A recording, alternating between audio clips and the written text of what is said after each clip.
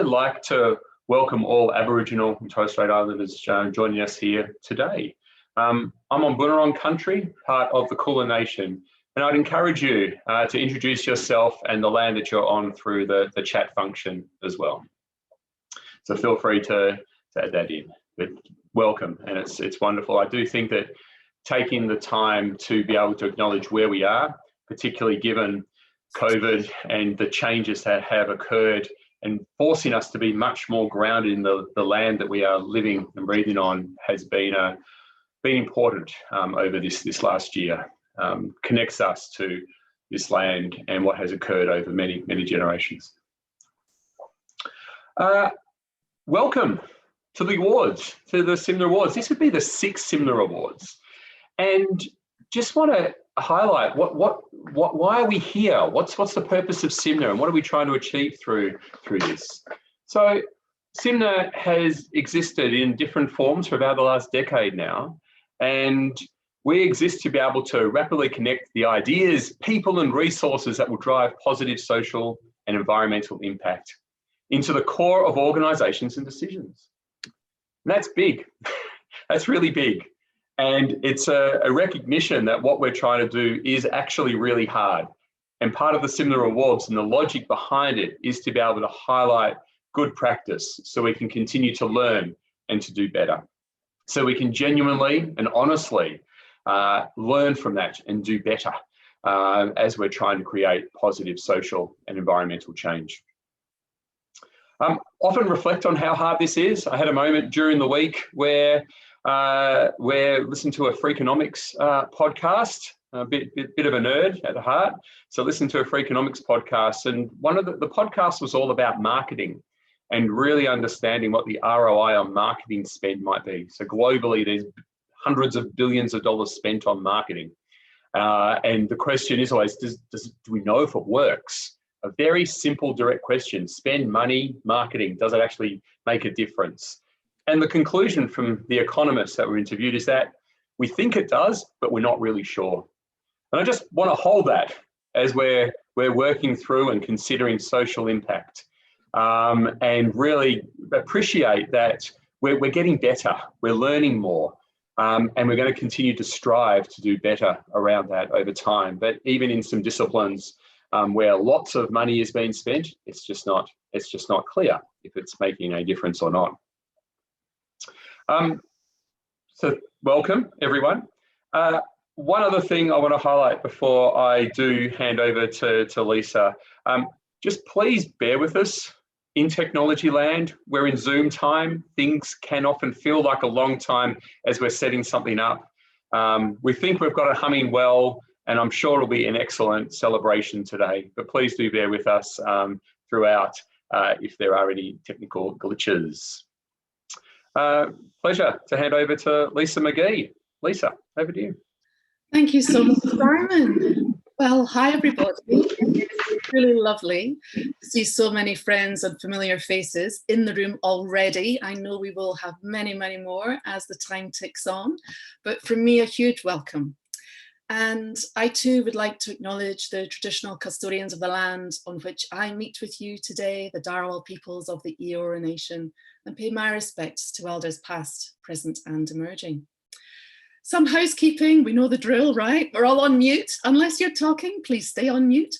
But if you are talking, just mute and unmute yourself. That's generally the easiest way for that to work. We're also recording this session so that we can watch it back and share it with everyone that wants to watch it, which we're sure will be many people even after today. Yes, we have a panel discussion. I can't wait. It's going to be so good. So as ever was, please post your questions in the chat function. Helen and I will be looking at those, although Helen's in the driving seat. I'm more of a backup. But if we miss your question, just flag it, let us know. We'll be keeping our eyes on that chat. And that really is it. But for me, a huge personal thank you. I've been working on the SIMNA Awards for, well, it's been a few months now.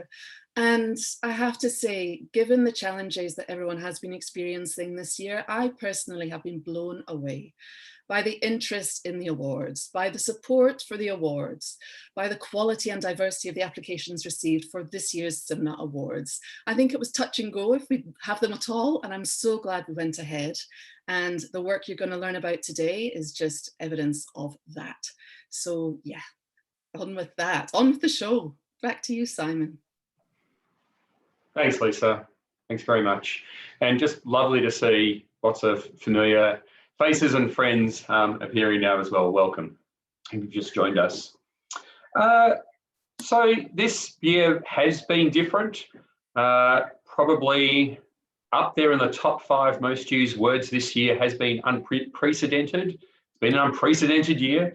And one of the big things that has shifted has been around the role of government and the importance of government's role in society and providing that supporting mechanisms for right across our communities in this great land. And there have been huge and unprecedented investments across the board. What's important is that over this period, we're going to want to see and understand what those investments have resulted in, really understanding the return on the investments and how effective those investments may be. It's with great pleasure that we have as our platinum sponsor for the awards, Department of Social Services, and really honoured to be able to have them as a part of this event. We also would like to introduce Senator the Honourable Anne Ruston, Minister for Families and Social Services, who has prepared a short speech to share with us. And I'd like to hand back to Lisa to be able to share that video with all of us. It's just a couple of minutes long and some important messages from Minister Ruston. Lisa, over to you.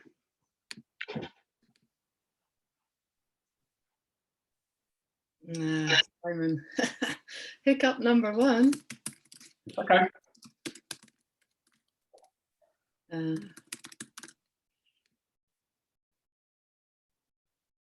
No, I'm sorry, Simon, that's not going to work for me. I think. Looks like we're there. It looks like we can hit the play now. Yep. I'll try that again. It wasn't working. Just give it another moment.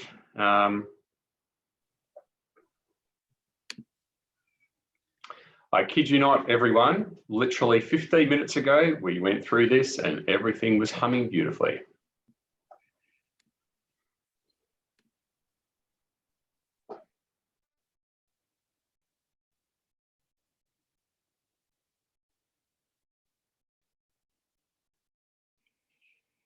Good afternoon.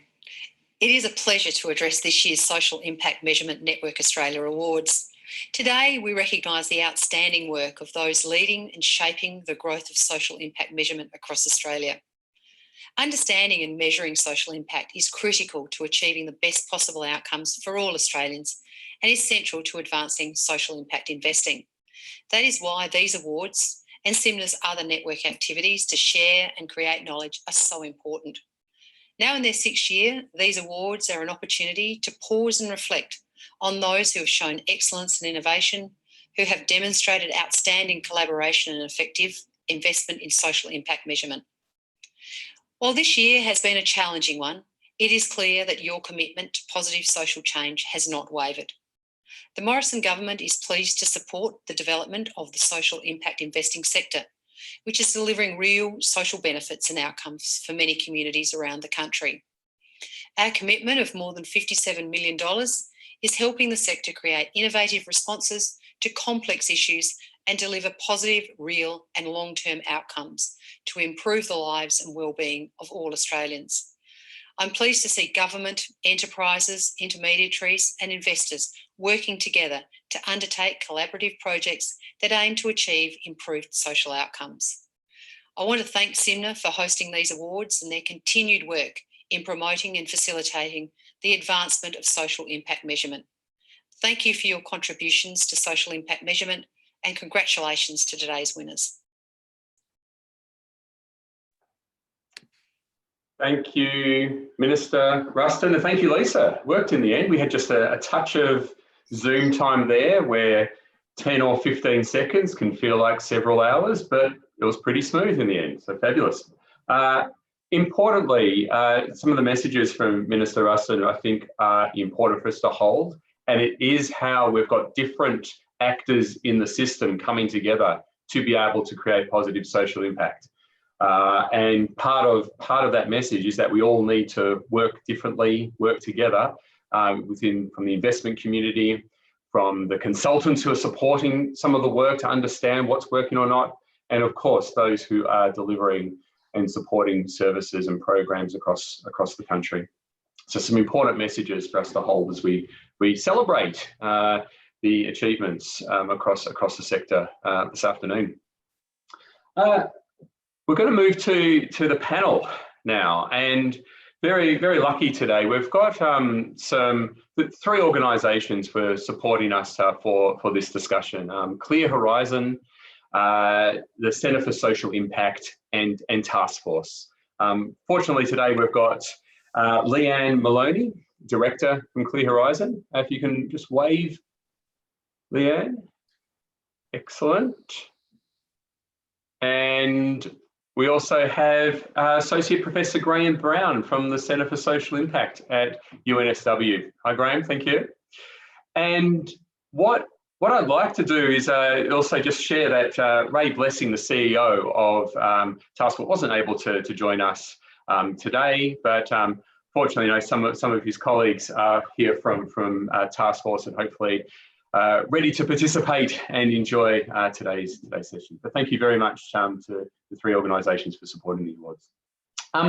What I'd like to do first, and Graham, I might hand over to you first of all to introduce yourself just briefly, and then pass to Leanne to introduce herself as well, just a bit more about your role and what you do. Sure. Thanks, Simon. Look, I'm really pleased to be here, and just to acknowledge I'm on Woiwurrung land in Victoria still. I have actually just over the last sort of 6 weeks taken on a role at the University of New South Wales with the Centre for Social Impact. So I'm one of those people that thought there wasn't enough complexity in life with a pandemic. I thought I might as well change university and jobs in the middle of it. So I've actually come more from I suppose, research and evaluation field with a whole range of community and community organisations trying to achieve social and health impacts. So that's sort of my background, particularly around organisations impacted by HIV and hepatitis C and so forth. So really excited to be at CSI, and yeah, very excited about being an ongoing part of SIMNA as well.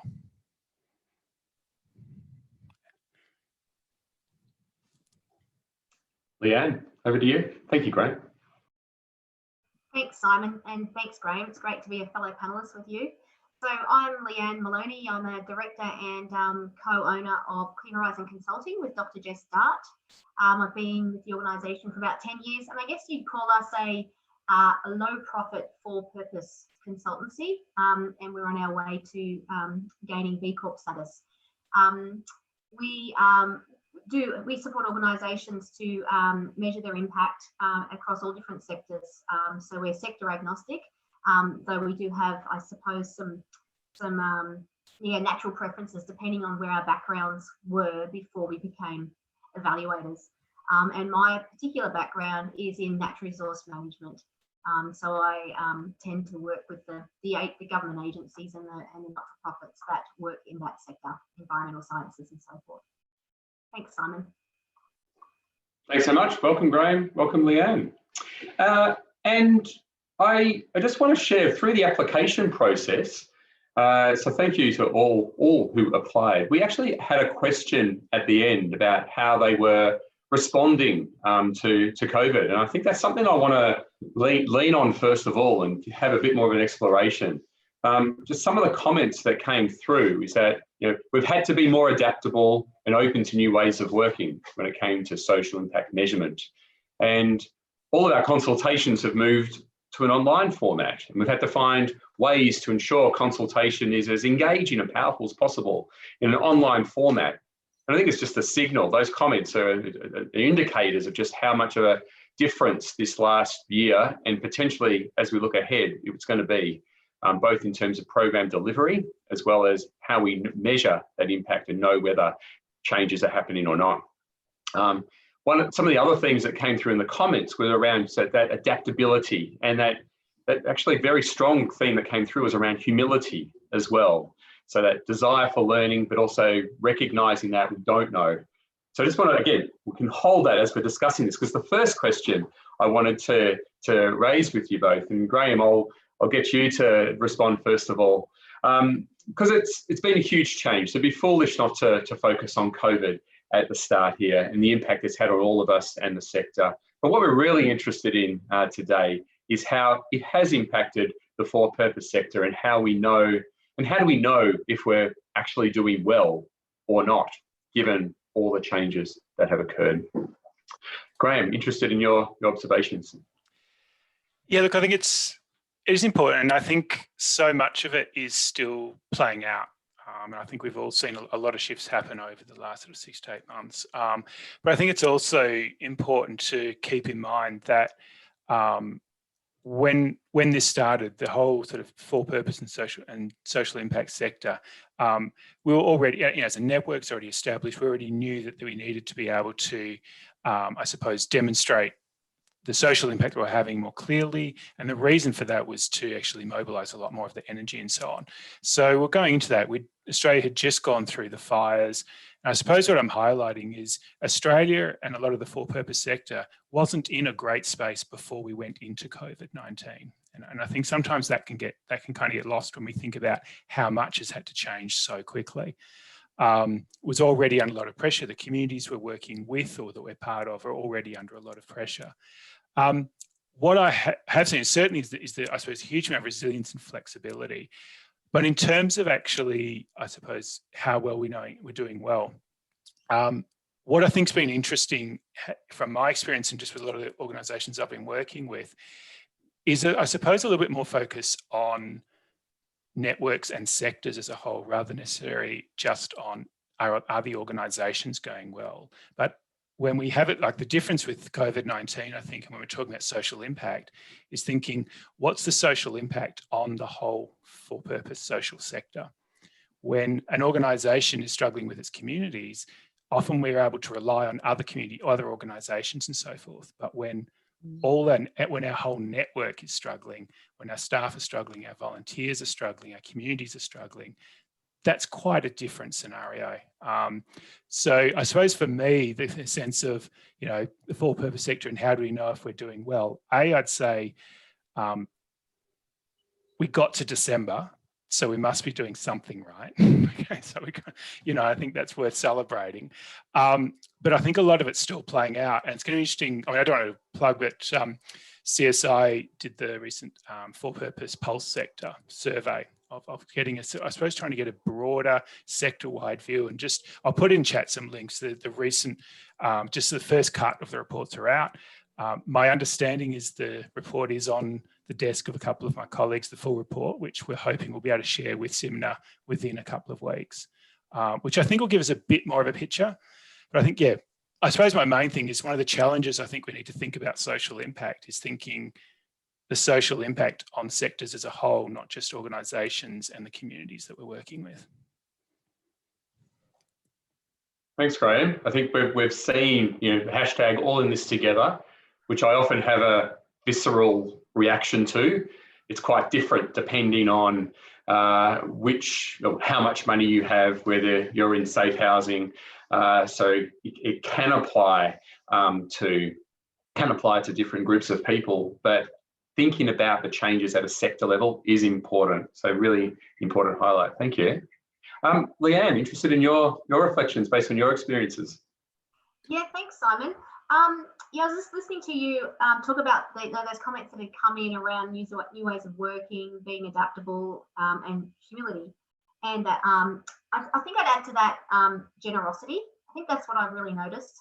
That I've seen organisations working together more, and also people being more generous with each other around what can and can't be done and when, and how it can be done, and just a general easing off of, I suppose, some of some expectations that you wonder now why they were ever possibly, there in the first place. So when you had that sense of, and I was thinking of that expression this morning as well, but holding this together and how grating it can be. But I guess when there is a sense of that, where and not acknowledging, yes, there's plenty that's left behind in that. But yeah, that just that sort of more collective thinking and being beyond, you say, beyond an organisation, beyond an individual, and thinking about the sector and thinking about the community and thinking, even globally. There's been a whole lot of movements going on at the same time around, momentum around climate change and Black Lives Matters and those sort of things. And I think COVID has really shone a spotlight on those, and it's done it well. And there just seems to be a collective sort of momentum towards trying to, as you say, all the different actors in the system coming together to the opportunity for actors to come together in the system to actually shift change. Seems to be, and maybe I'm just an optimist, but it certainly feels like that. And I've seen signs of that for sure. In terms of what it means in how do we know we're doing well, I go to back to those points that Graham was making around networks and so forth. I think for us, we're seeing a lot more emphasis on, because of that working together, is being able to measure partnerships. How well partnerships are working, and that sort of thing. Connectedness, and that that's from it's across every sector, irrespective. So I guess that's what I've been noticing. Thanks, Simon. Thanks, Leanne. And just I want to pick up a theme here, because I think many people who are joined now, yes, it's important to understand the sector view. Yes, it's important to understand about partnerships and if we're doing well. Yet on a day-to-day basis, many of us are still going to be struggling with trying to understand if my organisation or my program is doing well and how it has adapted in this environment. So I just want to just pick a little bit more out around that, and whether this shift, is that something that has changed the focus of social impact measurement and more broadly the monitoring and evaluation work to let's understand bigger picture stuff rather than honing in on individual programs. Graham, keen to get your reflections on that. Yeah, look, I suppose there's a couple of aspects. One of the things that I have seen with a lot of the organisations I'm working with, I'll be honest, I don't think I've come across any evaluations, consultations, or anything with a whole range of different diverse communities that hasn't tapped into the COVID aspect. So not all of that well, I'll say the word data. I'm at a university. I'm meant to say words like that, but not all of that data is in yet. But I think we're going to have a real wealth. But the shift that's already happened, and that's not always been in the context of measuring social impact, but the very nature of those questions that the communities are asking about from the organisations are asking of the communities they're working with, or with the organisations and others they're working with. I think there's going to be a wealth of insight coming through very shortly around how not only individual organisations are going, but even just partnerships, as was said, those sorts of things. What I think we'll also see is because of that process, some new ways of thinking about how we can actually measure social impact. If we start to sort of see it through that prism of other ways that we've been able to tap into it. There's been, I suppose there's an example I've had was with some of the organisations I've been working with, just to give an example, with some peer organisations that work with people who use drugs. Reorientating some of their questions, because the things that were happening was, for example, significant increases in people injecting alone, which is a very high risk for overdose and so forth. The cascading impact of that on the sense of injecting alone, the concern around some of the policing stuff that was happening in, say, in Victoria, and so not calling ambulances for fears of policing, a whole range of sort of cascade impact, that then on emergency wards with overdoses and so forth. So it was just really interesting that what they were picking up on really early on was the kind of social impact of what some of these things were happening. And and then being able to go, okay, what can we do with that? You know, and acting on it really, really quickly. What I found interesting there was a lot of those organisations' measurement and thinking around social impact in the past had been a much more long-term view. And so they're measuring things that, you know, they're tracking over time, not a social impact sort of measurements or ideas that they'd actually be using next week to actually implement. And I think there's a bit of a shift there of social impact having a stronger immediacy. A lot of my work with organisations has been about, in the past, working through complex systems, complexity and so forth, and how to adapt to rapid change. And we've all had to change our view of what we meant by rapid change this year, because what we thought was rapid change really isn't, shall we say. And so it's just, yeah, I think there's been quite a pivot there around the use of the actual data. Yeah, fascinating. Thank you, Graham. Leanne, I might go straight to you. I could. Yeah, no, that's a long time, but you've got the floor. That's great. No, just listening to Graham, couldn't agree more. It's not de-emphasising the importance of measuring the longer term social impact, but yeah, definitely a focus on real time. I think it's not just COVID, right? This is the whole shift to digital technologies and more piloting and this expectation about being more agile and innovating and using pilots and stuff like that. So there's this focus on getting data in more quickly, and that short cycle learning that helps you do that short cycle learning really well and to adapt. And so I guess that's why when you think about what are people doing on the ground that they need data about, and they need it in short cycles that tells them they're on track to achieving longer term social impact. And a lot of it is around ways of working and principles, the way we go about our work and being effective, and the principles rather than these are the activities we're going to do. It's about ways of working, and obviously the whole stuff around connecting and partnerships, and that comes into that. I guess one of the examples, I think pretty much everyone would have probably seen the example like this, is working at the moment with an organisation that's doing a lot of work in engaging the community in protecting the reef. And had a whole bunch of grants out with a bunch of different projects, really community-led, place-based approaches to getting community voice into what's important in terms of protecting the reef, and action plans, community action plans around reef protection.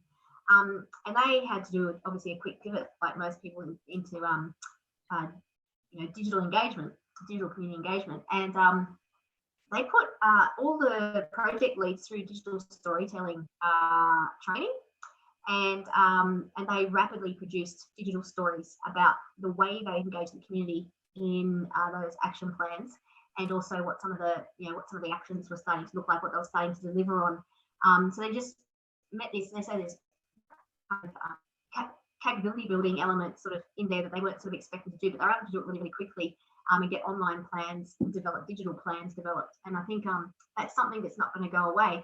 And with that comes, and I understand, that digital access is not for everyone, but the ability then to track certain things because everyone's online, or people are accessing stuff online. There's a whole bunch of other data sources that are available now that weren't before, that in terms of face-to-face engagement. I'm not saying the one's better than the other, but it's certainly a different set of measurements are available and able to be used in terms of adapting to what you're doing in a digital environment. And there's no going away from that now. It does feel like a fundamental shift.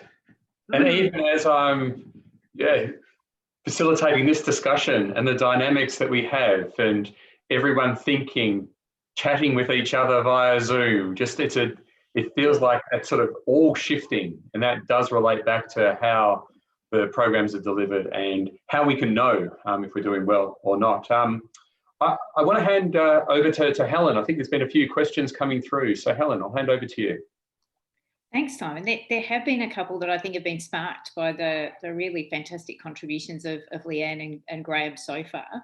And some of those are very much around both perhaps different ways that we've now learned or been thinking about how it is that we collect and measure impact during this pandemic that we hope might really stick and hit the ground and stay stuck after we move out of this pandemic.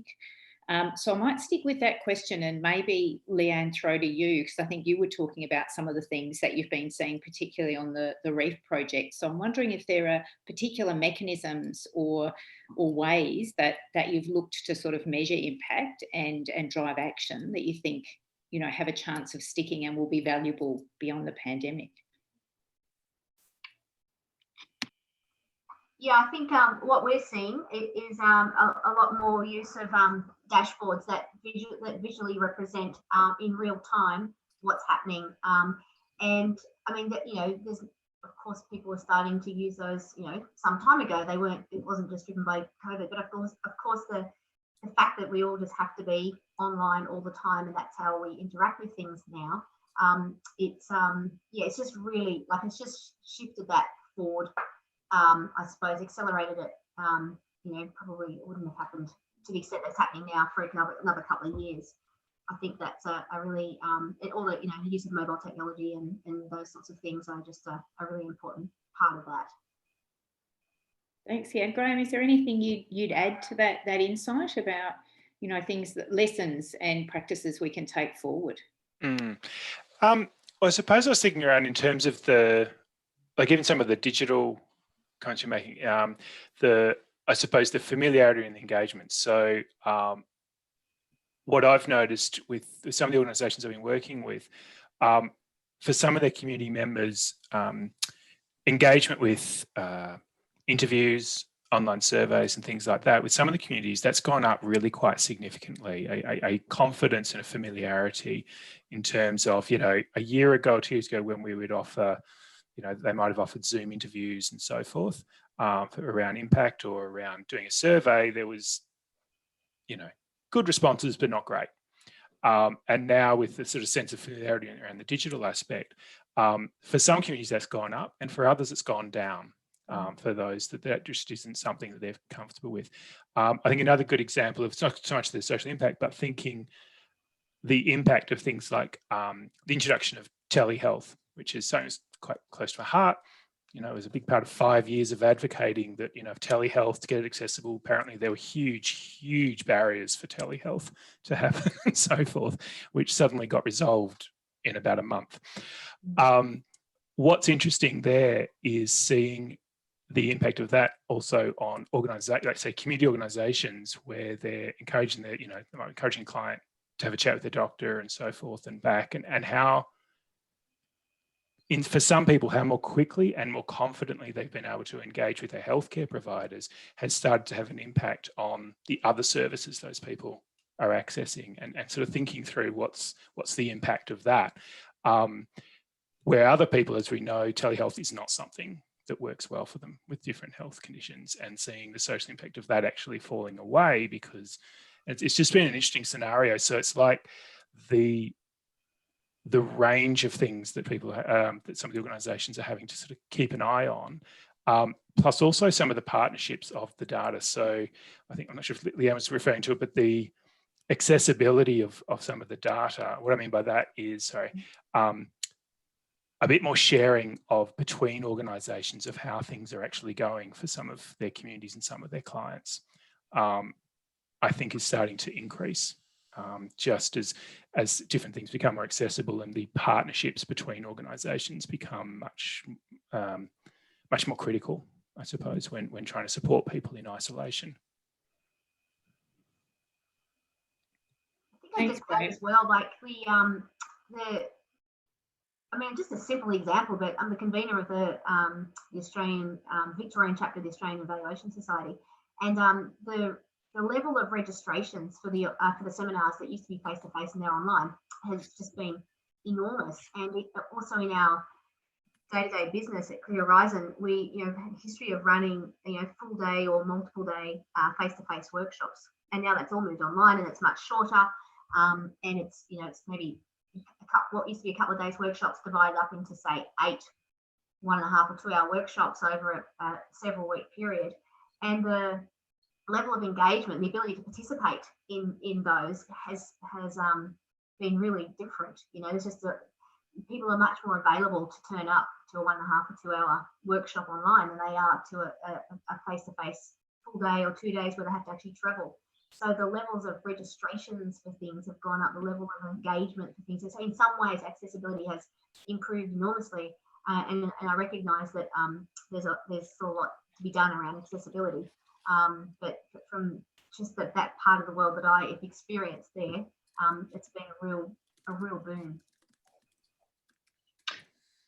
Helen, I think you've got another question as well. Thank you, Leanne Graham. I do, and I think Leanne and Graham have raised that issue that I think is very much there at the forefront of our minds all the time in this space around social impact. Is you know, some things work brilliantly for some people, and what we've seen is perhaps, you know, a greater adaptation and, you know, an easier adoption of some new mechanisms, as you were referencing earlier, Graham. But at the same time, maybe there's been some unintended negative consequences for those who are already isolated and alienated, potentially become more so at these times as well. One of the other questions that popped up in the chat was taking us back, I guess, in that time before COVID, where it can be easy to forget, you know, some of the devastation that we all experienced through the bushfires and the devastation on the environment and our native animals as well, that came through the bushfires last summer. Questions come up about, given both, I think, the social and economic disruption we have seen and are seeing through COVID and the environmental catastrophe that the bushfires brought, are you seeing any changes around measurement that is putting together social and environmental impact in different ways? Leanne, I think this probably sits strongly in your space at this moment, so I might throw to you first for that before coming to Graham. It's a really good question, and I was actually reflecting on it in preparation for this panel. Noticing that. So, and how come have I noticed it? So, in where I work, we're sort of broadly divided into, which is a bit funny, in the environmental team and the social team, if you like, even though it's kind of ridiculous to disconnect them. And I guess for a long time, the history of environmental projects has always been community-based, a lot of community-based work. And there's also been that recognition of the community wellbeing element of managing the environment, especially through the catchment action plans and the different catchment management authorities and the other regional agreements across Australia, arrangements for natural resource management. It's been very much community focused. There's always been this looking at social impact as part of assessing environmental outcomes, biodiversity outcomes, and so forth in that space. But I've noticed with my colleagues working in the social space, environment doesn't come up very often in their work, and now we are starting to see that, and there's far more, I suppose, work opportunities coming in where we're actually working across the team all the time. And that's been, really, really fantastic. So yeah, definitely noticed that there's been more of a focus on that. Whether that's COVID related, I doubt it. I think it's more a general, we're taking a systems approach. We're thinking more broadly around what the boundaries of the system are and what's in play that's holding problems in place and so forth. And as part of that analysis and remembering that as a society, we are deeply embedded grounded in this planet, and you just can't disconnect them, which Indigenous people have been telling us forever, and we're slowly waking up to that. So I think that's been a driver, and possibly, I don't know if COVID's been sort of provided some momentum there. I think there's certainly been plenty discussed around climate change even throughout COVID, even though people thought it was going to sort of get, sort of kiboshed by the focus on COVID. In fact, with emissions going down from less travel and all that sort of stuff, and there's been a whole bunch of agreements coming in around the world around net zero by 2050 and so forth, except for our good Australia, of course. So there's been, I think there's a momentum towards that, and it's really great to see.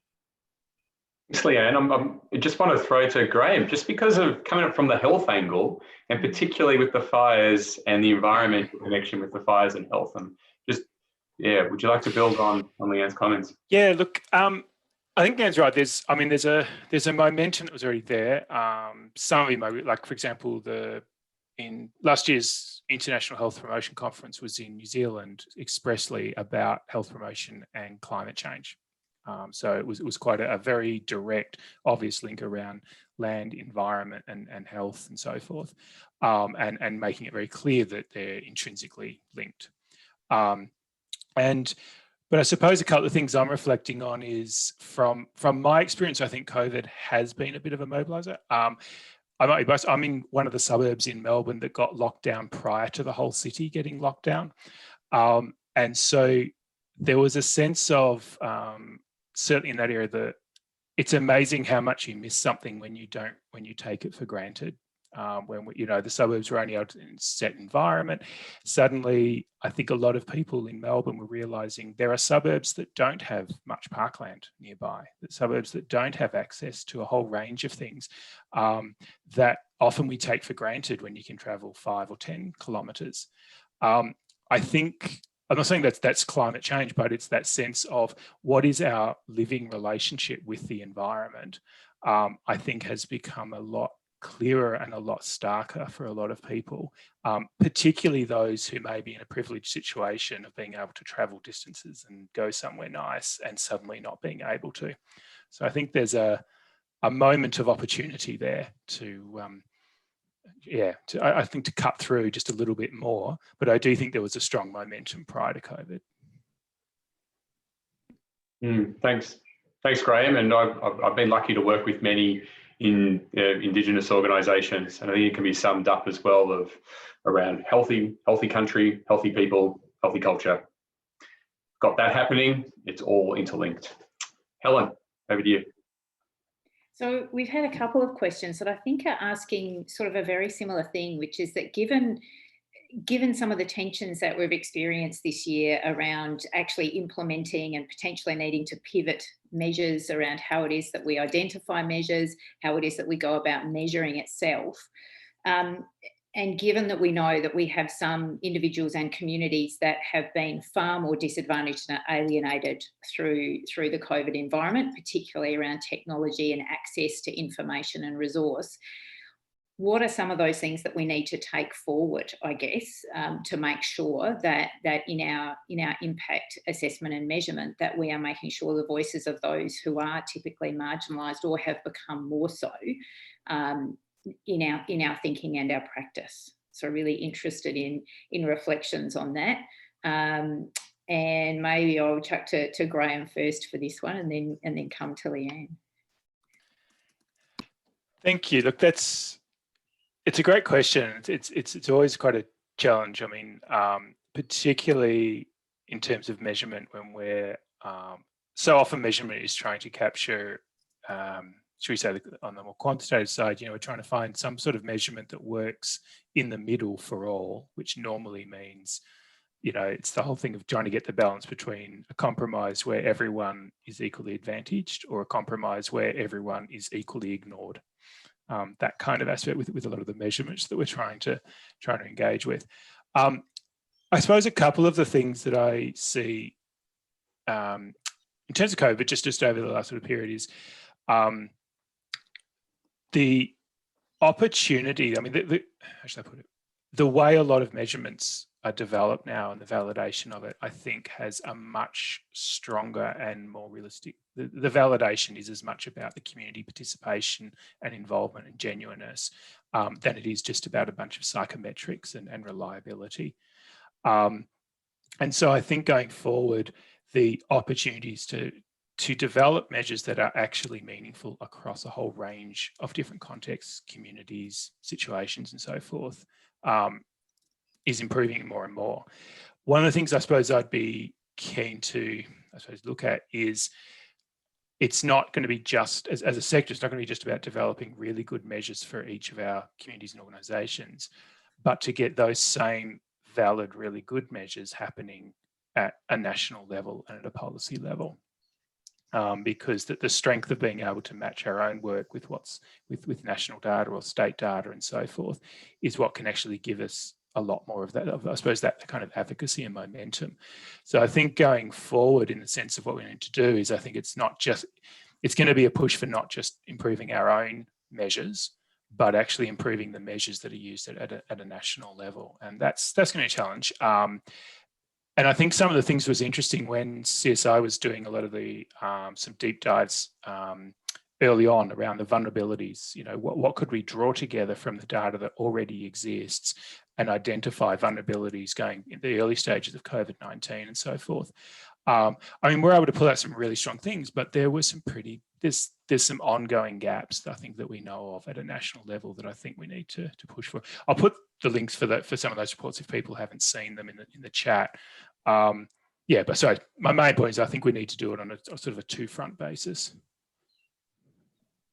Thanks, Graham. Leanne, the thing that's coming through for me and that's resonating in my mind as I listened to Graham, and would love your comments on anything he said, but also what I'm about to say, which is, what are the risks and benefits of looking at some of those standardised measures from your experience? Refined and so forth. And then, of course, that can be seen as a bit of an easy fix. Just, okay, there's already a test out there where you just grab that and you lose that nuancing of what's really important, instead of, getting very precise measures against something that might be a little bit less meaningful for you, rather than, I think it was Jane Davidson, or I hope I've got the right person. I hate quoting people and attaching it to the wrong person, but let's just say someone said it's better to have a good, especially from a decision-making perspective, and trying to adapt programs and to make them more effective and so forth, a good enough answer to the right question rather than a precise answer to the wrong question. So I think that's a really important thing to keep in mind. And I know, in the social sectors, of course, there's a lot more of those standardised tests in education and health and so forth than there is in the sectors that I typically work in. So I actually haven't had that much exposure to them, but I'm certainly aware of their pitfalls. And now I've forgotten what the first question was, because you asked me to respond to you, Helen, your specific question. So I think this was the one about how is it that we ensure that what we're doing is making sure that we're not isolating people further, or further disadvantaging or not hearing the voices of those who are already quite isolated in our communities and our societies through the measures we're using and the mechanisms we're choosing. Yeah. I'd say, I mean, every method has a bias and its limitations, and which is why, it's really important to take mixed methods approaches to collecting data. And so you can think, I mean, yes, going online has made things easier, just like having a mobile phone's made things easier, and having, even before that, a telephone made things easier. You have to go out and actually talk to people face to face. So every time we change the way we meet and collect information, if you like, we need to be cognizant of where those limitations and biases lie, and make sure that we're being really deliberate and mindful about what's an appropriate mix of methods. And then I guess too, the other thing that I think, there's, and it's been exacerbated through the Black Lives Matters, but that real strong focus that I'm noticing amongst many clients around being very, very deliberate about diversity, and really thinking about that from day one in terms of the design of the program, but also, yeah, exactly, just getting different people's perspectives, bringing as many different perspectives to the table as possible. And that's been something that I've really noticed change in the last couple of years. And I'd say it's been really heightened recently through the Black Lives Matters movement. I'd agree. I suppose just saying to add on, I really agree with Leanne's point, particularly around, I suppose from my point of view, I always get very nervous when a social impact measurement is purely quantitative, and use those sorts of things, because it always brings me back to some of the evaluation of programs, where I always get worried when the program starts to adapt to fit the evaluation. And similar, like when your sample has to adapt to fit your instrument, that's when alarm bells should be ringing. And so to me, it's really about doing it, that sort of diversity, but also realize when we're talking about social impact, I mean, everyone here on this Zoom call would know that you know, a lot of these great validated perfect instruments were great, validated and perfect 20 years ago when they were developed. And I think we just need to be conscious that things, values, concepts evolve. And yeah, because exactly when you, if you use an instrument that's no longer valid for the community you're working with because things have changed so much, it will still give you very consistent results. It's just that they're answering the wrong question.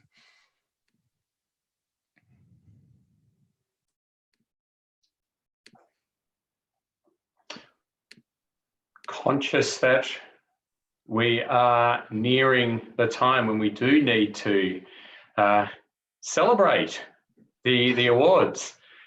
I just wonder, Leanne and Graham, if there's any final comments that you may have for us as we've sort of explored some of those trends and what's changed this year, which has been pretty unique. And thank you for sharing all of your insights with us. Leanne, perhaps I'll hand to you first of all for any sort of concluding remarks, then Graham, and then we'll hand over for the time for the awards. Leanne. Yeah, I think I'll make 2 points, and I mean, bear with me, but that good old bugbear of focus of the tendency to measure outputs instead of outcomes, that just it just doesn't go away, and it's not through, you know, good intentions, just a struggle for some people to understand exactly how to go about that, how to do that well, and how to collect outcomes data in a cost-effective way. And that's just such an important thing to focus on. And the other I would say is that I'm noticing that more and more programs are being designed to really work on systems change, and organizations are coming together to work on that. And there's less focus on what's being delivered and the outcomes of that, and more on how the program's being delivered and the outcomes of that. So the outcomes of the principles, the ways of working in a program. And there's a lot of great literature around how to really articulate principles in a way that they're actually measurable, that you can actually not just things like integrity, authenticity, will do no harm, not stuff like that, but the principles are explicated in a way that they really point to the way you should go about, like what they basically tell you what you need to do in order to be effective, and also what to expect as a result of being effective in that way, and also what to expect if you don't work in that way. And so there's a lot more conceptualizing programs in that way is proving to be really, really useful in complex spaces. And there's really great tools for measuring that, and measuring how well you're delivering your delivering in a way that's aligned to your principles and the outcomes you can expect from that, which is as good as any other type of outcomes evaluation. So there's some great literature there, and I think it's a really exciting space.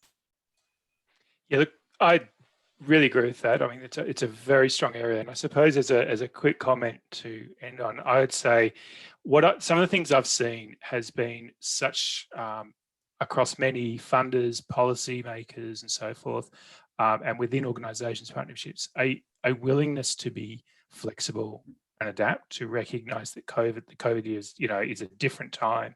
A whole lot of things have shifted. To a large extent, there may have never been a better time to make the changes that we have often needed to make, in the sense of social impact measurement, what we're going to value, how we're going to do it.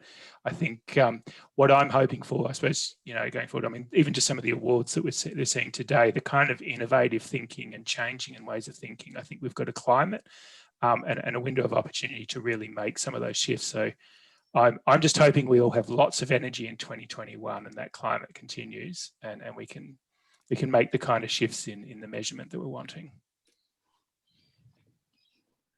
Thank you, Graham. Leanne, it was incredibly insightful, and hopefully there's been many a trigger for how you're all working, whether it's at the program level, the organisational level, the system level, to understand how some of these trends and the emergency that we've had has hopefully triggered some positive changes for the future and how we can measure our social impact and manage that better over time. Two things. First, just around, I think jazz hands is the best way to do this for Graham and Leanne. So thank you very much. And second, Twitter, LinkedIn, please feel free to share any of the insights and revelations you may have. And the hashtag SIMNA Awards and @SIMNA_AU. They're the two critical pieces of information to share that far and wide. I've just hit 4 o'clock here, Eastern Standard Time. So we will take a 5-minute break. And it will be exactly 5 minutes before we come back and we will start the awards ceremony. So please stretch, move around a little bit. 5 minutes and we'll be back. Thanks so much.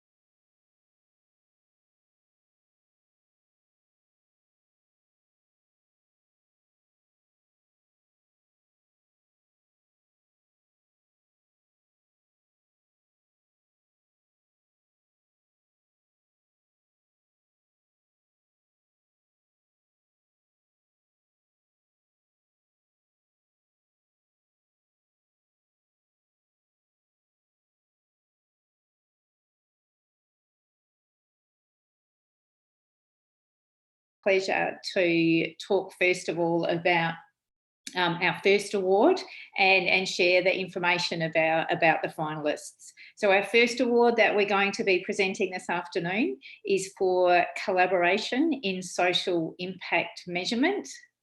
And I'll just wait while that flips up on the screen, because one of the really critical things in this space for us is recognising the really generous and ongoing contribution that we have from our sponsors that make these awards possible every year. And our sponsor for collaboration this year has been SVA Consulting, and we thank them enormously for their ongoing sponsorship and contribution. I might just pause here while we just manage the tech challenges to getting that up on our screen. One of the things we were reflecting on the other day is that sometimes the gift of silence can be very valuable, and sometimes technological glitches give us that gift of silence somewhat unexpectedly. Thanks so much, Lisa. So again, I'd just like to acknowledge and thank SVA Consulting for their sponsorship of the Outstanding Collaboration in Social Impact Measurement, and to just talk to our finalists for a moment before we see their videos. Happy for me to play, Helen? Yeah, do we have the finalist slide, Lisa? No, Helen. No worries. Let's just go straight to play. Thank you. Thank you.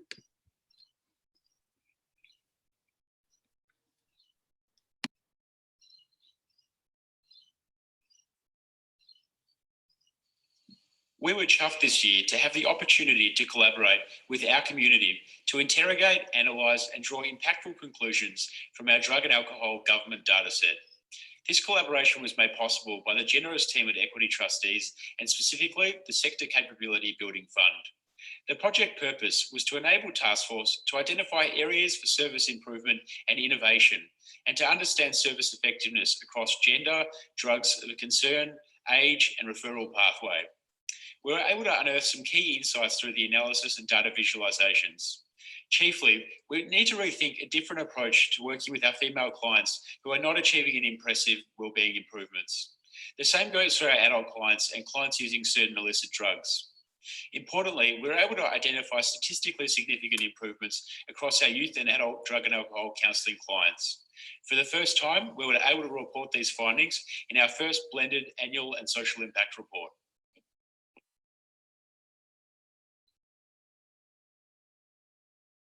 Hi everyone, my name's Kate. I'm a Sustainability Advisor on the Melbourne Metro Tunnel Project, the biggest public transport project in Victoria's history. We wanted to revolutionise the construction industry's approach to social value, which is why, along with our partners Think Impact, we conducted 3 simultaneous SROIs to measure the value generated by 3 of our project's social sustainability initiatives. The SROIs focused on the money we spent purchasing from Aboriginal and social enterprises, our targeted employment of trainees and cadets, as well as support for people facing significant barriers to employment. We engaged with over 200 organisations, measured value for over 250 stakeholders, and had our reports assured by Social Value International. We found our initiatives created positive value and outcomes for our people and for the Victorian community by improving health and physical wellbeing and creating opportunities for regional businesses. We think our innovative and collaborative approach is a world first for a major project and has the potential to influence infrastructure investment both in Australia and internationally in terms of social impact measurement. We're super excited to share it with you today.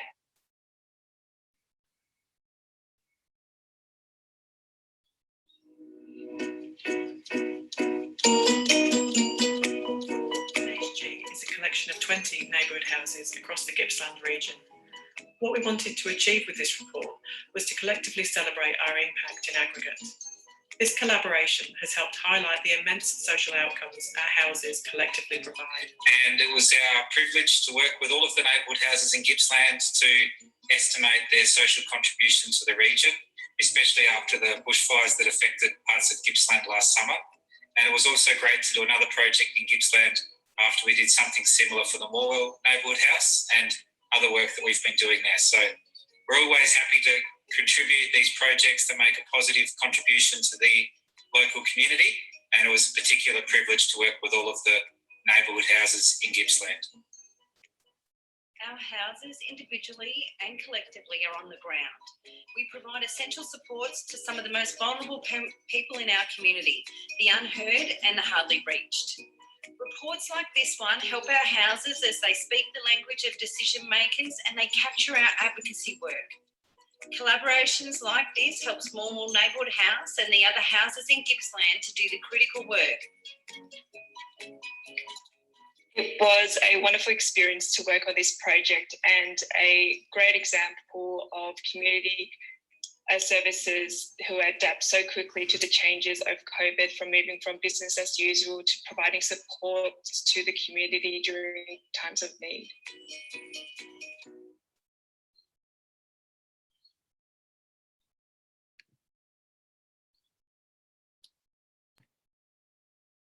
So I've seen our finalists, and now I'd like to hand over to Anna from SVA Consulting to announce our winners. Thanks, Helen. Hello, everybody. Lovely to see some familiar faces on the screen today. So I wear a couple of hats and I have a great pleasure in being here today. So I am part of the consulting team at Social Ventures Australia.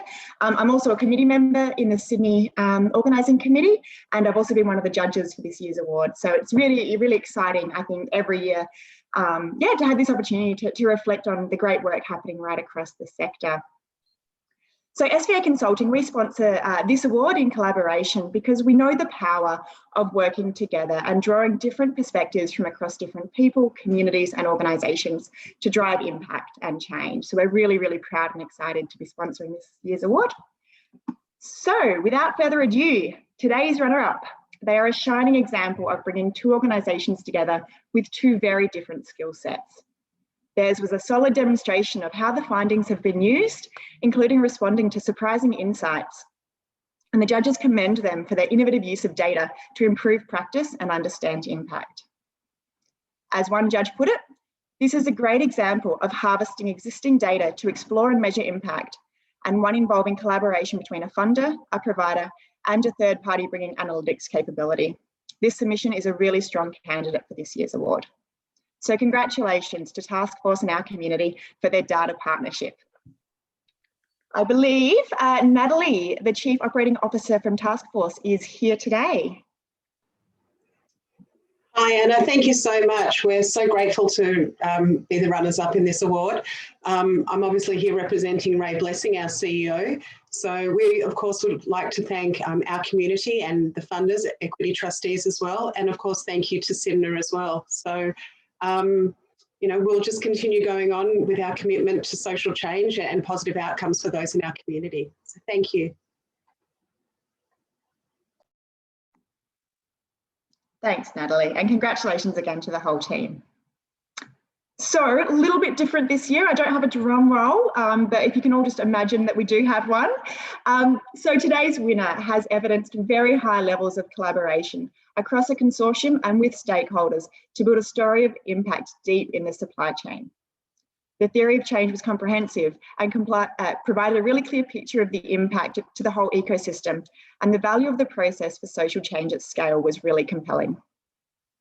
In particular, the judges commended this organisation for their really high and noteworthy level of transparency. So congratulations to CYP Design and Construct joint venture for the Melbourne Metro Tunnel project. And Kate Rowan, the Sustainability Advisor, I believe, is here today. Congratulations, Kate. Kate, I believe you're muted. What a rookie mistake. I can't believe that. Thank you for the recognition. It's fantastic. I'll do a shout out to the whole CYP D&C project team and our government client Rail Projects Victoria.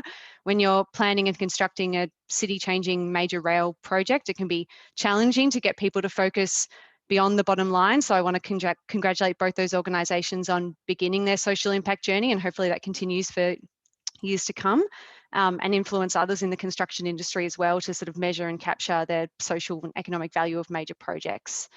And I'll also do a huge thanks to Beck and the team at Think Impact. We think this is the first time this has been done to our scale and the magnitude in our industry, and you've really brought CYP on a huge learning curve, done it with incredible technical skill, but most of all patience and compassion for us. So thanks so much for your support, and thanks for the recognition today.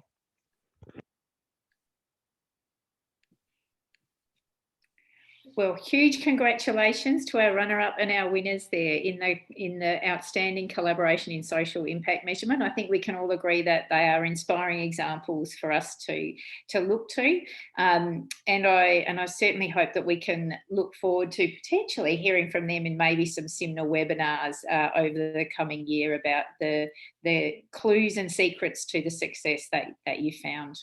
So thanks so much.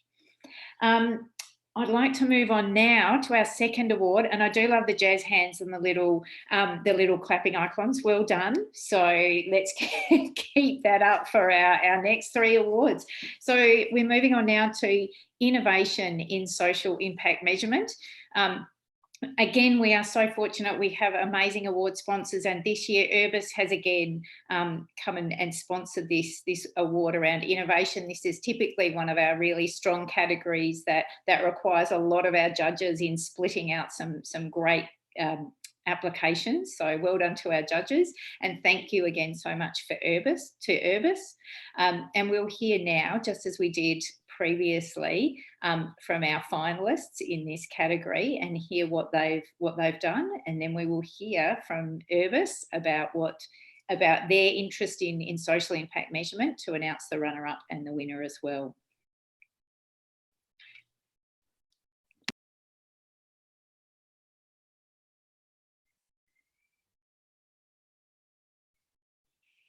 Documentaries change hearts and minds, and with the right partners and strategies, they can also change the world. But how do we know, and how can we actually measure this? As Australia's only not-for-profit working with hundreds of social impact documentaries, Documentary Australia Foundation took on the ambitious task to find out. And after 7 years of consultation and pilots, we found a way to measure our organisational impact, as well as support documentary filmmakers to move beyond conventional screen metrics to truly capture the real-world impacts of their projects. We're now using data to share knowledge with filmmakers and report to donors, advocate for the documentary sector, and highlight the importance of the arts in Australia. And whether it's increasing awareness of youth issues, refugee experiences, or climate change, the hundreds and thousands of dollars raised, new initiatives or programs in the community, or people feeling heard, connected, and empowered, Documentary Australia Foundation is now evidencing the incredible value of documentaries as a tool for social change.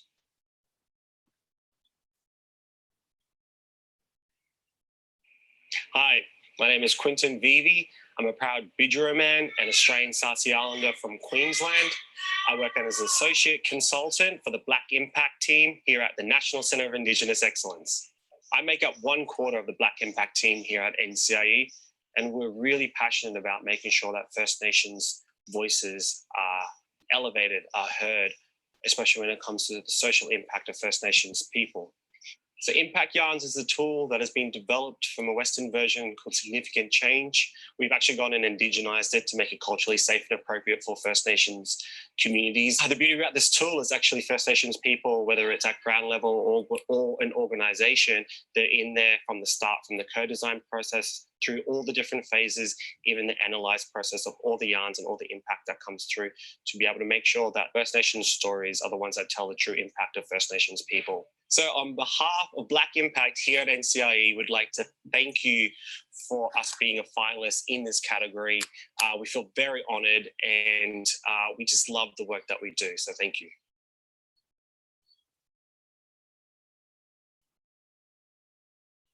City of Parramatta Council's Socially Sustainable Parramatta Framework is a strategy to help us put people first and ensure our community is resilient. It distills down into an overarching objective of sharing the benefits of growth with all, and 8 goals that, when achieved, mean that our community is socially sustainable for everyone. For example, children are our future. We engage a consultant to coach us in developing an indicator framework to measure our progress towards these goals. We spent 6 months using theory of change methodology to land on a selection of indicators for each goal. So why is this considered innovative and demonstrate excellence? Social sustainability in local government is often talked about but rarely measured because it's inherently complex. We've been able to achieve this with agreement from over 40 internal business units. We've developed an indicator matrix that makes complex simple and accessible. They measure impact for people and the city and council. Importantly, the indicators position Parramatta's social change as everyone's responsibility and are designed to be used by the city stakeholders too. We didn't just pay people, we engaged experts as coaches to build our capacity as staff to do quality impact measurement into the future. And that's what we intend to keep doing here at City of Parramatta. Thanks for this opportunity.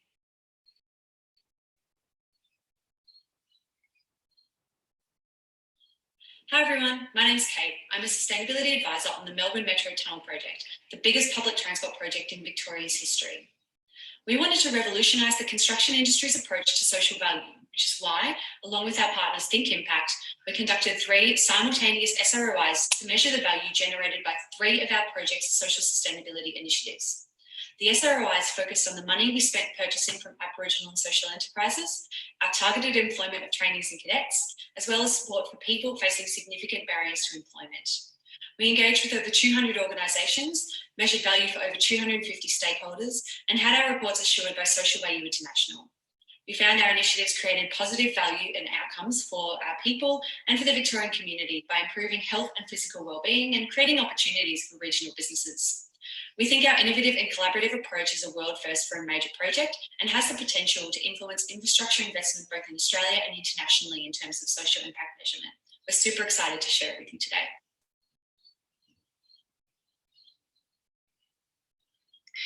Flatout and for-purpose evaluations would like to acknowledge the traditional custodians of the lands on which we meet today. Hi, I'm Elisa Buggy. I'm the Executive Officer at Flatout, and this project couldn't have been possible without the generous support of the Brian and Virginia McNamee Foundation. Hi, I'm Ayla Hope. I'm the Manager of Practice and Service Design at Flatout. Flaout's a tiny grassroots organisation, and we're the only ones in Victoria who specialise in working with criminalised women. We do this because we believe that every woman deserves to live a life free of trauma, injustice and violence. Hi, I'm Sienna Cleveland. I'm the program worker for the Women Inside and Out program. We'd like to thank you for selecting Flaout's Women Inside and Out program as a finalist today. This program delivers an innovative approach to case management, which required the development of a robust social impact measurement framework, made possible by the wonderful work of Eleanor Booth. Hi, I'm Eleanor and I'm from For Purpose Evaluations. This project is the first and only of its kind because the framework compares a woman to herself and draws heavily on the experience of criminalised women. The key impacts we're testing for are a woman's trust, stability, self-worth and self-determination. We worked hard to ensure the data collection methods were natural, intuitive and centred around a woman's life and Flaout's expertise. We deserve to win because this innovative approach to the way we measure programs that serve our community's most vulnerable people will contribute to the use of a truly person-centred approach to impact measurement more broadly. Thanks.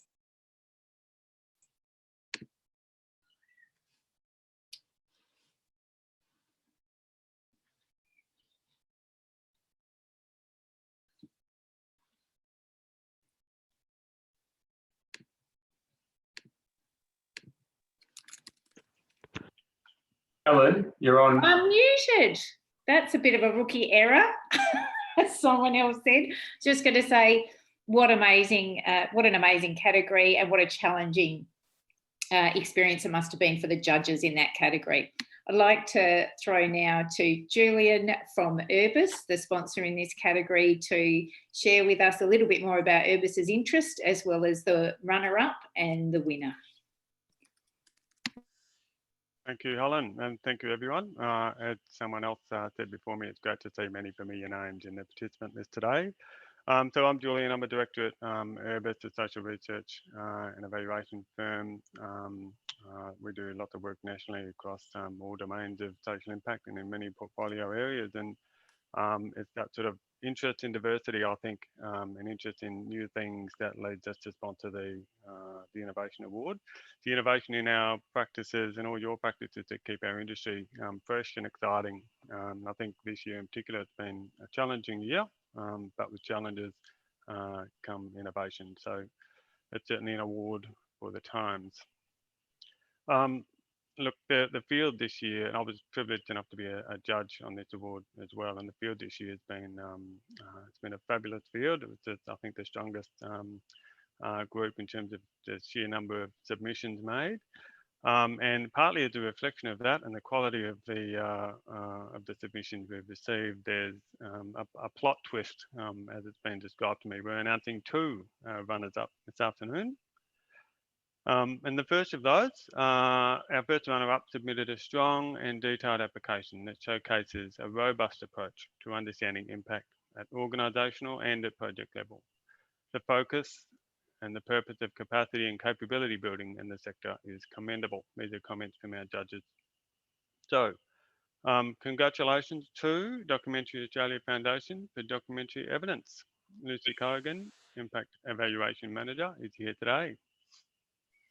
Hi everyone. Gosh, I'm just so thrilled that we've been listed as a runner-up for this award. Thank you so much to SIMNA. And I will just take this opportunity to extend a massive thank you to all of the people who've contributed to our journey to get us to where we are today. And also our major funders, including Macquarie Group Foundation, Dusseldorp Forum, Ian Potter Foundation and Nelson Mears. And also just acknowledge the inspiring documentary filmmakers and the people and communities sharing their stories and the absolutely incredible work they're doing to inspire social change. Thank you so much. Thank you. So two runners up, our second runner up today, another impressive entry, a level of detail and information provided in their submission was specifically praised by the judging panel. The project has the potential to create an evidence base and to drive change in how this particular industry approaches social sustainability initiative. So making it onto the podium for the second time. Congratulations to CYP Design and Construct, joint venture for the Melbourne Metro Tunnel project. Kate Rowan. Thank you, that's fantastic. Apologies you had to see my video a second time, but yeah, thanks for the recognition. It's brilliant. Again, Think Impact, your work with this was just brilliant, and we really appreciate being recognised with this. Cheers. Thank you, Kate. Now I'll move on to the winner of the innovation category, and just to complicate things further, and in another piece of evidence as to the depth of field, we have another joint announcement. So 2 winners in the category. Our first winner combines a range of qualitative and quantitative data to paint a truly rich picture of impact within their submission. Of this application, the judges said, a fascinatingly exciting project which really innovates in terms of how we understand impact measurement in 2020. The quantitative analysis and the use of data in this way is highly commendable and very impressive. Excellent inclusion of stakeholders. The social impact measurement framework has clearly been well designed to suit the nature of the program and the needs of participants. So, congratulations to Flat Out and For Purpose Evaluations for Women Inside and Out Social Impact and Evaluation Framework. Eliza Buggy. Thanks, Julian. I don't really know what to say. We were watching the enormously impressive fellow nominees and thinking, wow, we'd be happy to bow down. I'm a bit lost for words and feel a bit like I'm at the Oscars.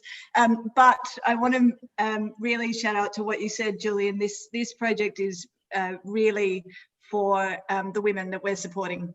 All of the women that have been criminalised, and the project itself is really innovative, and we were so grateful and delighted to have the help and support of Elle Booth at For Purpose Evaluations to be able to pull all of this together. And so I just want to thank everybody, all of the team, and also really excited to be able to reveal and hopefully keep you updated with all of the data and what we find as we go along in this truly unique, which is amazing, truly unique project. Thanks so much. Wow, thanks. Thanks, Elijah, and well done again. Our second winner was also successful at last year's SIMNA Awards and continues to open the door for innovation in local government planning. That might give it away a little early. The judges were once again very impressed, informed by extensive stakeholder engagement. This ambitious, innovative, long-term social impact measurement initiative is unique in a local government context. The investment in building an ongoing social impact measurement capability and culture within council is fantastic and will no doubt contribute to the sustainability and ongoing success of this initiative. To say I'm beyond pleased that this kind of work came from a Sydney local government would be a huge understatement. And I should say that I'm from Melbourne, so I'm quoting somebody else there. But congratulations to the City of Parramatta Council for measuring impact of the socially sustainable Parramatta framework. Mark Egan is here today. Well done, Mark. Hi guys, it might be Megan should speak because I'm walking from a bus. So I'm going to hand over to Megan. Hi everyone. Yes, on behalf of Katie, Mark and myself as colleagues, we are absolutely thrilled. I'm really overwhelmed, like the last speaker said, given the field and range of applications. So thank you to SIMNA and thank you to Urbis. It really means so much. I acknowledge our colleagues, and I really want to acknowledge and thank our partners Think Impact, who have skilled us up and used their expertise in such a gentle, calm way with us to get us along this journey. I remember being at the first ever Western Sydney SIMNA breakfast meeting that we hosted in Parramatta, and I came and spoke to you at the time saying, hey, guess what, we're just about to launch, wondering how on earth we're going to measure the impact of a strategy, not a project or a program.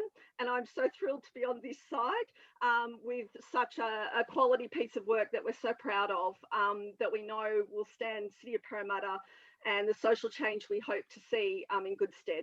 Thank you very, very much. We are so thrilled.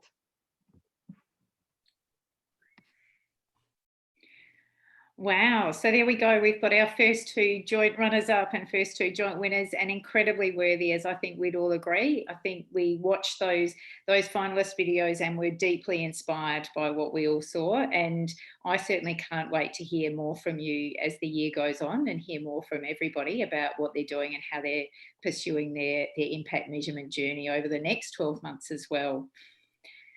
Okay, there's a high bar for these last two awards, isn't there? Because I think we've set such a high bar with the calibre. This next one is a really exciting category for us, and it is effective investment in social impact measurement. It's a way of starting to recognise the value and the impact that investment does have in social impact and how critical it is to be taking our excellence journey forward.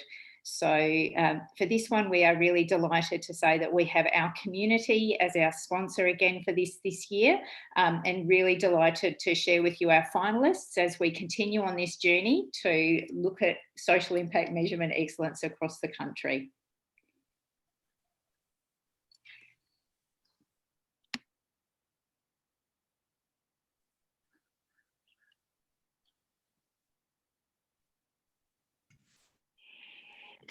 Hello, my name is Deb Savaris and I'm the CEO of the Centre for Excellence in Child and Family Welfare. I'm here today to thank Deloitte, who undertook a report of our Raising Expectations program that we run here at the Centre. This report demonstrated without doubt the economic and social benefits of raising expectations for the whole of Victoria, but more importantly, the improved aspirations and outcomes of care leavers themselves. This report's allowed us to have a fantastic exchange with care leavers, our own organisations and NGOs, the department and beyond, to talk about the benefits of this program, how it can grow, how we can scale it up, and how we can ensure that as many care leavers as possible get to live their dream to go on to higher education. Thank you very much. Hi, I'm Luke Condon from Deloitte, and we were very fortunate to do a social impact assessment of Raising Expectations, which is a program that helps young people who have been in care to access higher education. And we did this with the Centre for Excellence in Child and Family Welfare, which is the peak body. And it was a great privilege to do this work. And hopefully it's had a really positive impact, both for the program and for those young people as well. And Deb from the Centre also has a few thoughts about the project. Thanks, Deb.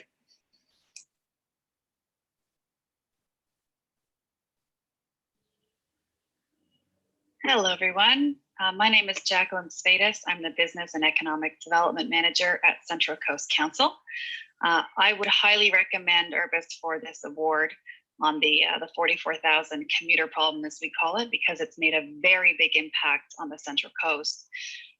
Urbis had studied up quite a lot of the impacts on who the commuters were, that we had 44,000 of them, what their impacts were on the economy, on the environment, on society, and on the individual's quality of life.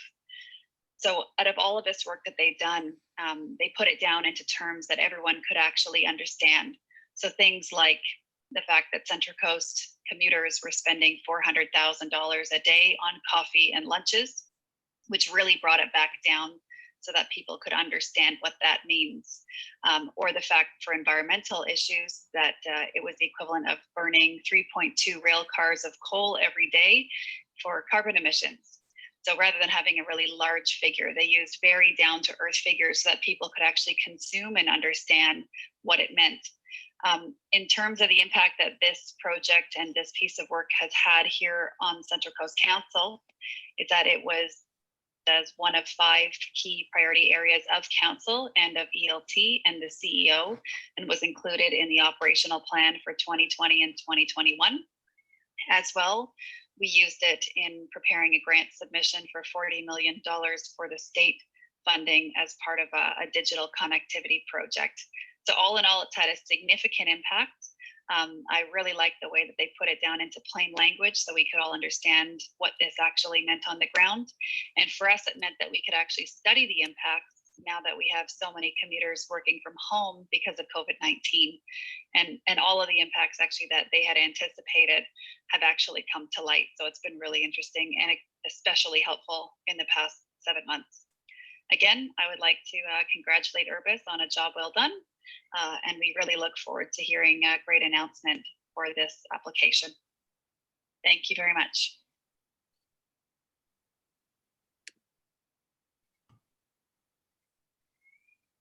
Some more inspiration there with our two finalists there. It's my pleasure now to hand over to Kathy from our community, our sponsor for the effective investment category, to share a little bit more about our community and to announce our runner-up and our winner. Hi everyone, it's my great pleasure to join you at the awards. I'm on Wurundjeri country here in North Melbourne, representing our community. We work with many funders and other investors through our Smarty Grant software primarily, but also various other initiatives that we undertake in partnership with not-for-profit organisations, but also those who invest in not-for-profit organisations. And I think we all know that funders are a key piece of the social impact puzzle, and we're really delighted to sponsor this award. We want more funders and more investors on board, and we want them to be on board as not just willing but able participants and partners. So firstly, to the runner-up for the award, the judges said that this entry was coherent in design and had a strong application of its findings within the council's strategic plan, which is relatively public and transparent. They highlighted three strengths. One, the use of research and data to tell the story and explain its importance. Two, the application of findings as a priority for the CEO and Central Coast Council. I think I'm giving away the winner here, of the runner-up, and included as part of the grant funding request. And three, the desire to use the information to make decisions and changes in the future. So congratulations to Central Coast Council and Urbis for their social impact analysis of outcommuting. And Lucy Corrigan, I believe, is here with us today.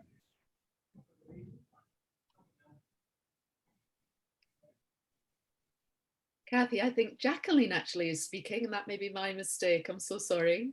Jacqueline, are you on the line? She may have gone. Not to worry. Oh, Richard is here. Richard. Hello. Okay, well, thank you.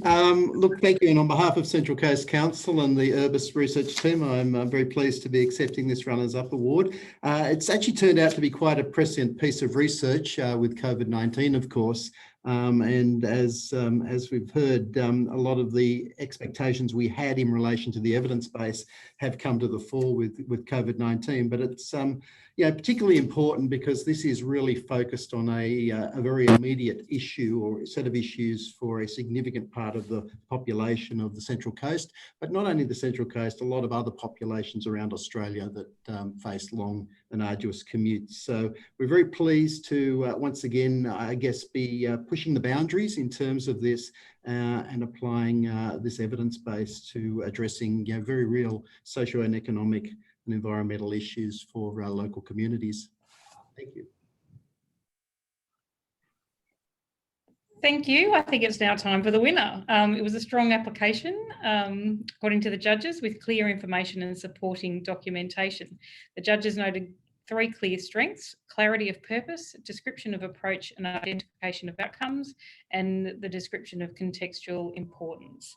So congratulations to Deloitte Access Economics and the Centre for Excellence in Child and Family Welfare for their nomination. Oh, wow. I think, hi, it's Deb Zabaras. I think we should get Luke to speak. Is Luke there? Yeah, Luke hi, Deb. Yeah, go first, Luke. I'll be really brief. Yeah, thanks everyone. This is a real, great thrill actually. It was such a fun project to do. Raising Expectations is a great program, really inspiring program. And it's funded by the Department of Education and Training. It's delivered through Deb's organisation, Centre for Excellence in Child and Family Welfare. And it also involves 3 universities, Fed Uni, La Trobe and Swinburne. And we had a great team, Rachel, Wilma and Kate, and I was really just sort of helping guide the ship. I think it's a really interesting report that's looked into the impact that this program can have on young people who've been in care being able to access higher education, probably one of the more disadvantaged groups when it's come to actually being able to access higher education. So yeah, it was a real privilege to do the work, and thanks Deb for the opportunity to do so as well. Oh, thank you, Luke. So thank you to Deloitte who did this for free. I know there's lots of people on this call today who have got work done pro bono, but this was a big piece of work, took many hours and lots of patience and perseverance from Luke and his team. So I want to say thank you, and I'm sort of speechless. I also want to say thank you to Joanna Humphries, who's on this call, who is a project manager for Raising Expectations. This initiative has a long history, initially funded by philanthropy by the Myer Foundation, and now funded by the Department of Education and Training. But fundamentally, very few care leavers in Australia go on to higher education, as you can imagine, because of a range of things.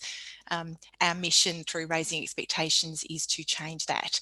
And we now know that it's both a moral and ethical issue, but more than that, it changes lives and has a really profound economic and social impact on them, their families, and the wider community. So it's a lovely acknowledgement, and I just want to say thank you so much. I'm thrilled. Thank you. Thanks so much, and congratulations to our runner-up and winner in effective investment category. Now we're on to our last category. And of course, what else would it be other than excellence in social impact measurement? And for this, we also are very grateful for our long-term sponsor in this category, Think Impact. So we're just delighted to present now the finalists in the category for excellence in social impact measurement. And then we will hear a little bit from Think Impact about the work that they do, as well as announcing the runner-up and winner.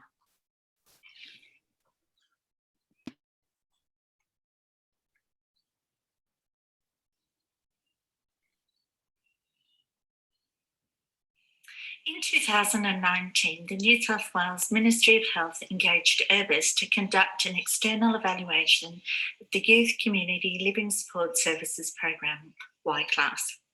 This program supports vulnerable young people recovering from serious mental illness in the community. Findings of the Urbis evaluation have been invaluable.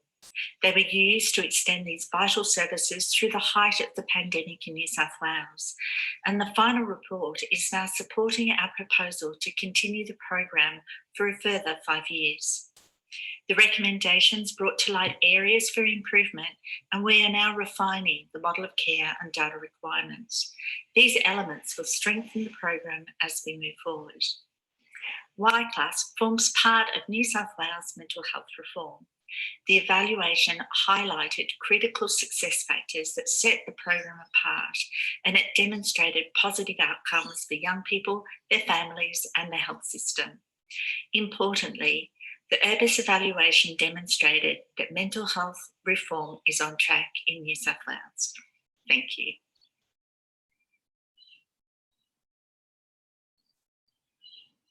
City of Parramatta Council's Socially Sustainable Parramatta Framework is a strategy to help us put people first and ensure our community is resilient. It distills down into an overarching objective of sharing the benefits of growth with all, and 8 goals that, when achieved, mean that our community is socially sustainable for everyone. For example, children are our future. We engage a consultant to coach us in developing an indicator framework to measure our progress towards these goals. We spent 6 months using theory of change methodology to land on a selection of indicators for each goal. So why is this considered innovative and demonstrate excellence? Social sustainability in local government is often talked about but rarely measured because it's inherently complex. We've been able to achieve this with agreement from over 40 internal business units. We've developed an indicator matrix that makes the complex simple and accessible. They measure impact for people and the city and council. Importantly, the indicators position Parramatta's social change as everyone's responsibility and are designed to be used by the city stakeholders too.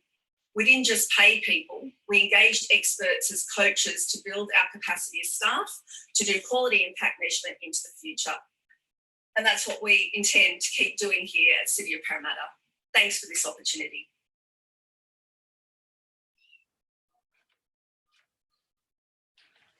With the New South Wales Department of Communities and Justice moving from a contracting to commissioning approach, reforms or changes to processes and systems, funded service providers were required to transition from compliance to continuous improvement underpinned by local evidence. Of course, this came with a new government reporting system. FAMS, as the peak body for targeted earlier intervention, undertook to develop training to support transition. Workshops were designed to prepare workers to collect and record their data differently. It was necessary for almost 600 funded services to become proficient in outcomes data. Previously, output data was recorded in various platforms, so the changes to database and data set required the workforce to upskill. The outcomes data will assist workers and the department ensure the services provided meet the emerging needs of children, young people, families and communities. FAMS workshops led the transition to high quality and consistent outcomes data across prevention and early intervention services in New South Wales.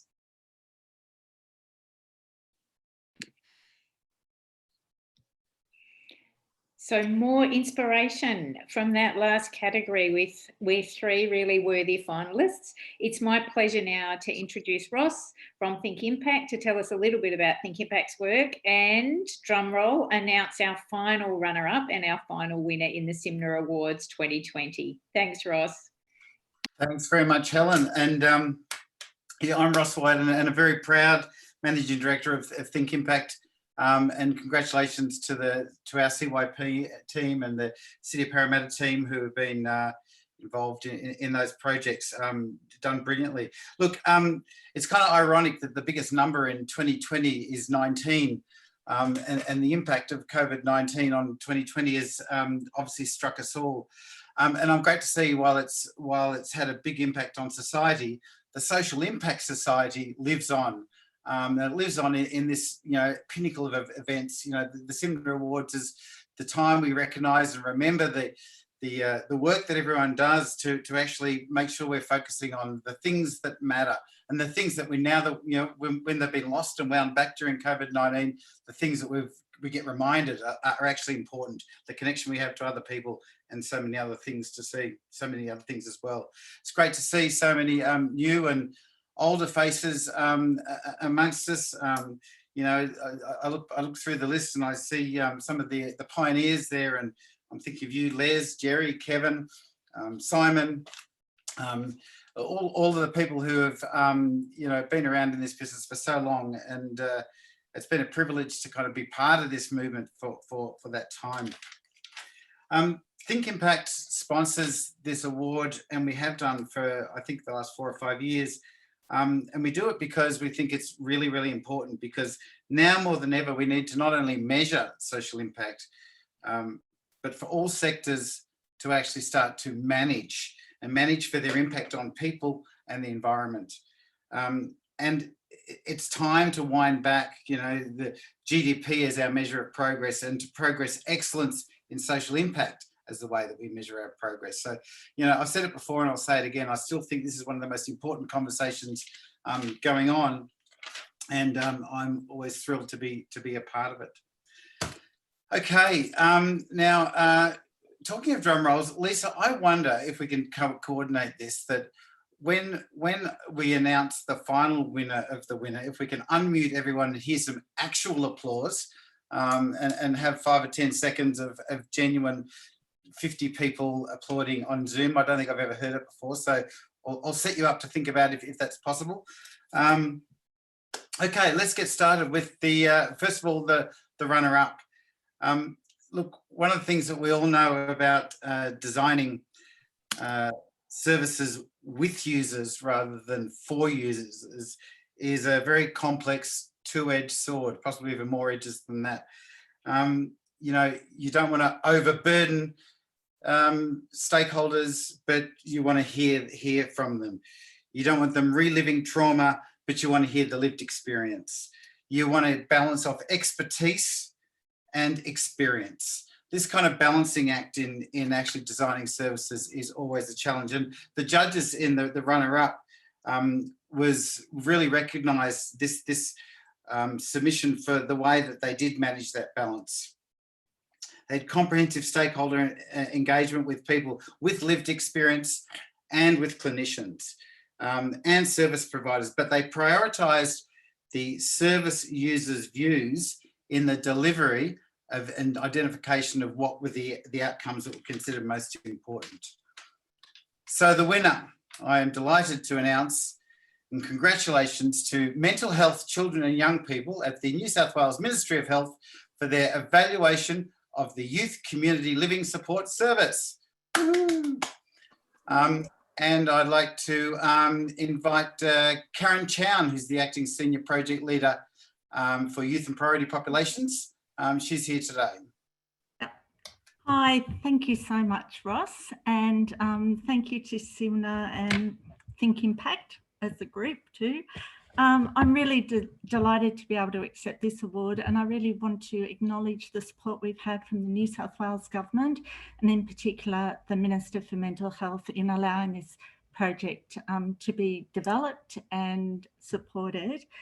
Most of all, I want to give thanks to Urbis, who've been a fabulous support with this evaluation. They've partnered with us in such an authentic way, and they've really delivered something meaningful that's going to actually impact youth mental health services moving forward. So thank you.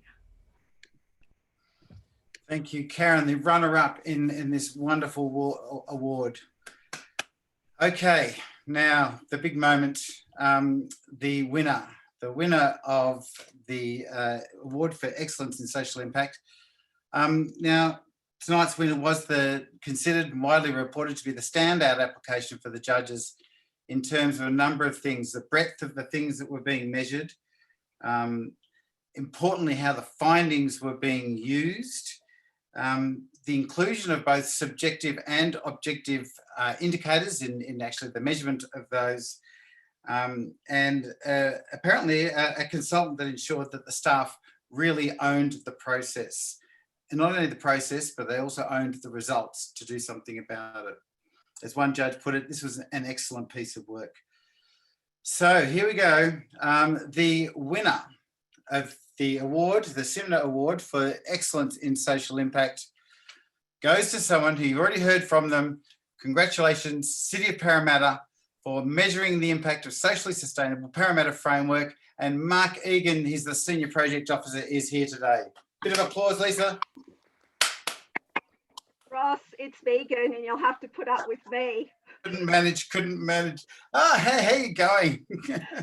Go for it, Megan. Oh, thanks, everyone. I really don't know what to say. Again, apologies for putting up with all of us again on a second video.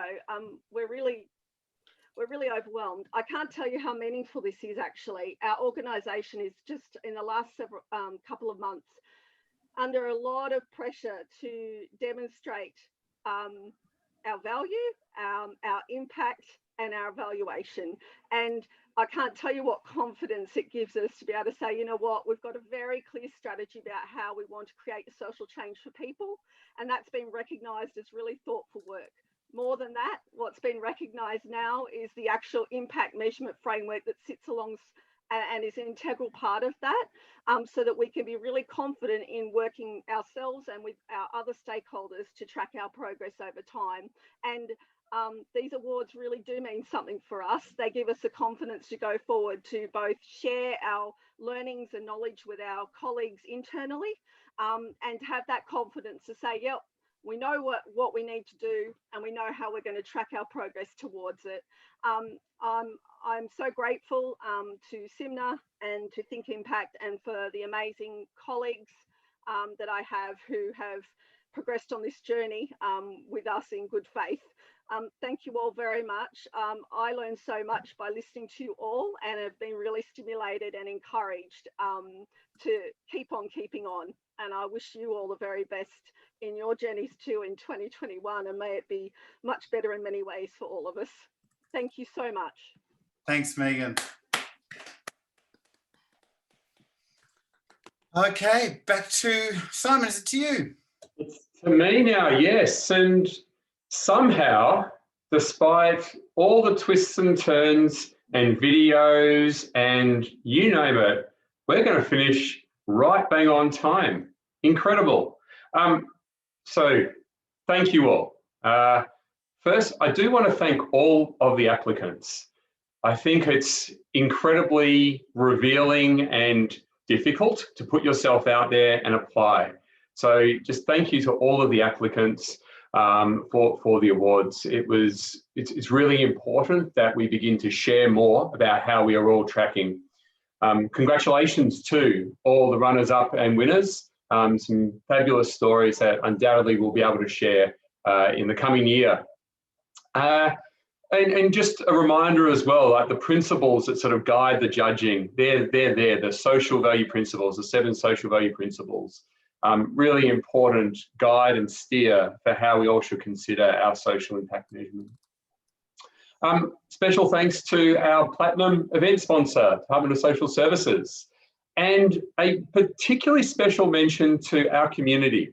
Not only did our community sponsor one of the awards, as you heard, but through the Smarty Grants platform for all of the applicants and for all of the judging. It was absolutely fantastic to have that level of professionalisation shining through for the awards this year. So very special thanks to our community.